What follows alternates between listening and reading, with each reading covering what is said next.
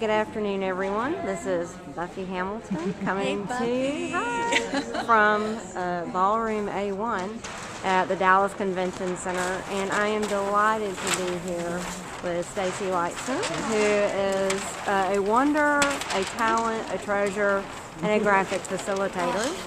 And we have just had a really engaging couple of hours with David Lankus, and you can see he's conversing with some of today's participants from the day one of our Empowering Voices Transforming Library session. And our conversation today, conversation one, was what are the aspirational goals of our communities?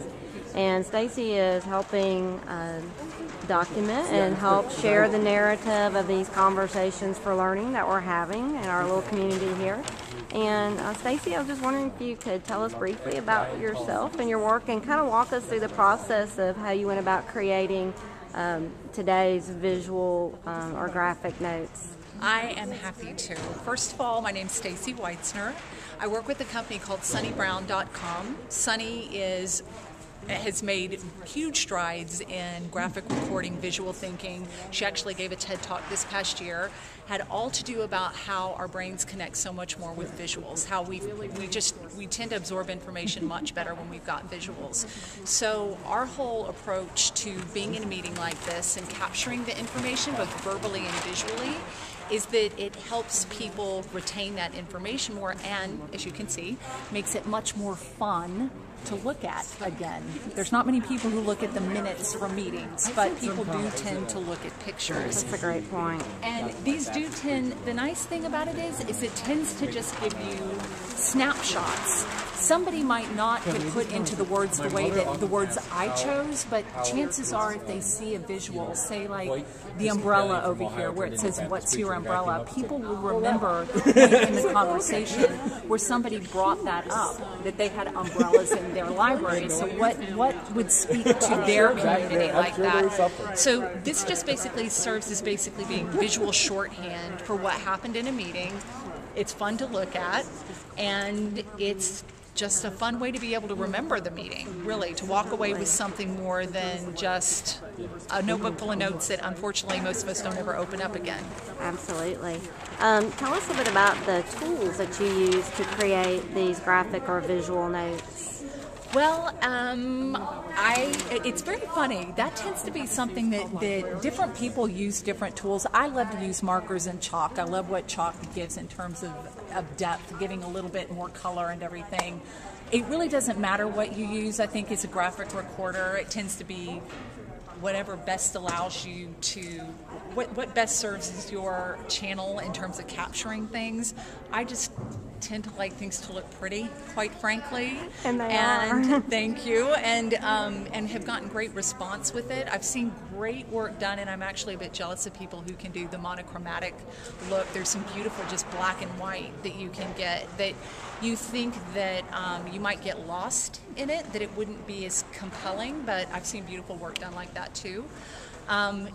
Most important part outside of the physical equipment you have is your ears, and I think all teachers and librarians would love to hear that, for their kids especially. It's just, I actually have the benefit of having my back to the room, so I get to hear what's going on, and I'm just focused solely on people talking. I'm not worried about engaging with everybody or what am I going to say next. I get to just kind of buffer the information as it's happening, ideally, and then being able to capture some of the highlights and the themes that come out. And one question people often have is, how did you capture that theme, or how do you remember all that information? And what I don't know if people realize when you are just really listening is there do tend to be threads and themes that happen that people might not pick up on, because again, they're either having their own thoughts, or they're thinking about what someone said, or they're hungry for lunch, or whatever it is. So seriously, it's something, no one ever believes me when I say this, it's something everybody can do, and it's a great way to listen, and I promise you it is a great way to help retain information. And we know that from recent bodies of research on brain research and memory, we know that we tend to remember things better when we have a visual to anchor that memory in the memory building process. Absolutely. So this is just so exciting. I think for all of us to as participants, of course, what's happening in our interactions with each other, but then we also get to kind of experience and use this as a medium, if you will, for kind of rethinking and reflecting, on what we've heard or what maybe we didn't hear, and this triggers new ideas and thoughts for, our day 2 of conversation coming up tomorrow. Absolutely, and that's what's going to be great fun, is being able to have this as a reference for day 1. I've been in conferences where people talk about that. They maybe will do, it'll be multiple days. People can go back and kind of catch up. I've had people say, okay, I feel totally caught up on a day's worth of stuff. I promise you all of the specific content isn't there, but to that point, people do have the general takeaway of what was talked about and at least have a good launching point for where they can continue the conversation or ask more questions, figure out what they might be interested in.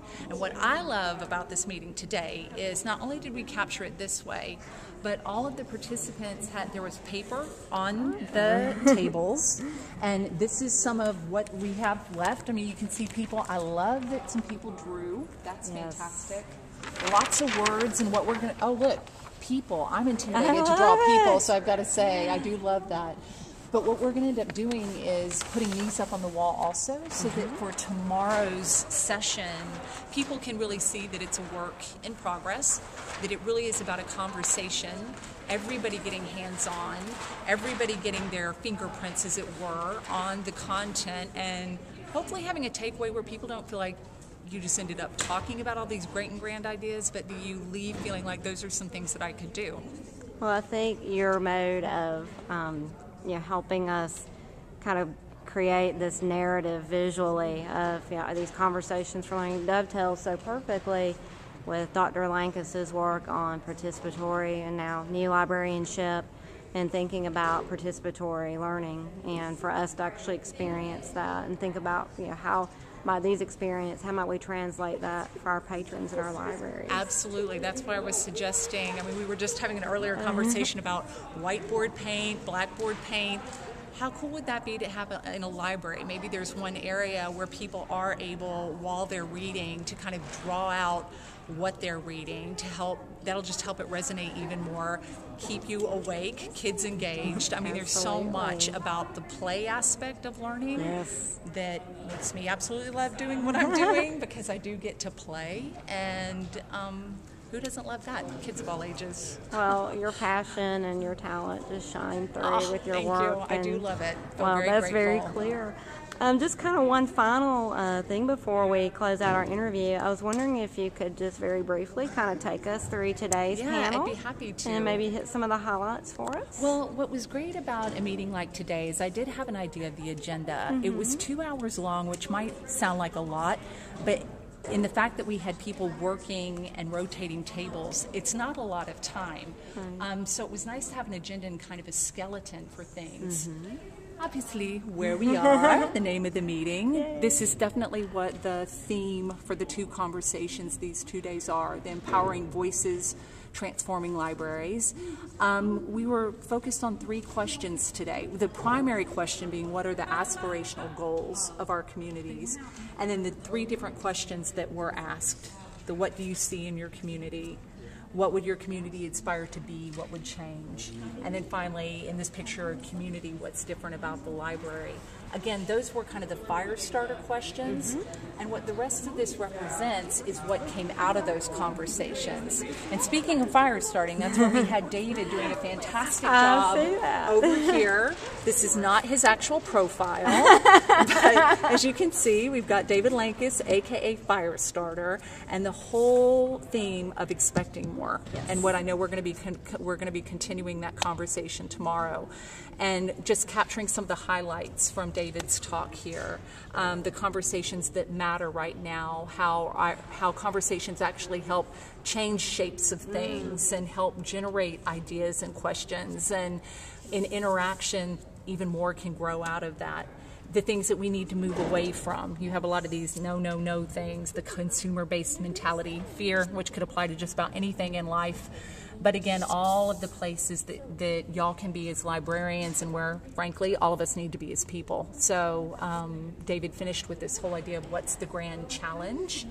And we have all these great expectations and these aspirational goals. And what was very cool was to hear librarians not only talk about what their goals are, but where they're coming from in their communities and how they can grow from that. Not feeling limited, recognizing what limitations might be, but realizing that it can also be basically be the trampoline off to these bigger aspirations. And we haven't quite finished this out, but those whole superpowers of aspiration. Our bridge to tomorrow. Exactly, the bridge to tomorrow. And right here I was going to write stay tuned to tomorrow, and that's what we'll be doing. But the whole idea here of not only teaching the community to expect more, to dream big, know even bigger, but just us as people and y'all as a group. Absolutely.